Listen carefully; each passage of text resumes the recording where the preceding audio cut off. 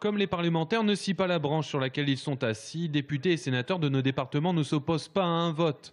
Et ce, même si la pratique de la Ve République confère au président de la République, chef des armées, la possibilité d'entrer en conflit armé.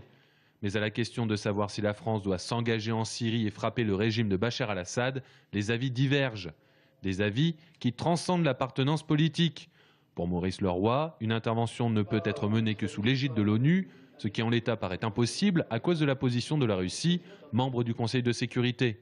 Que la démonstration soit faite par les experts de l'ONU de l'utilisation des armes chimiques par le régime syrien.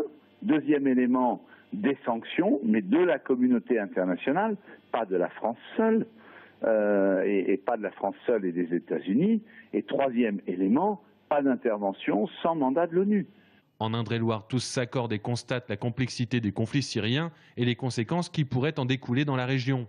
Le sénateur-maire Jean Germain attend lui la réunion de son groupe parlementaire avant de s'exprimer. Pour Laurent Baumel, l'utilisation d'armes chimiques par le régime d'Al-Assad, c'est la ligne rouge qui est dépassée.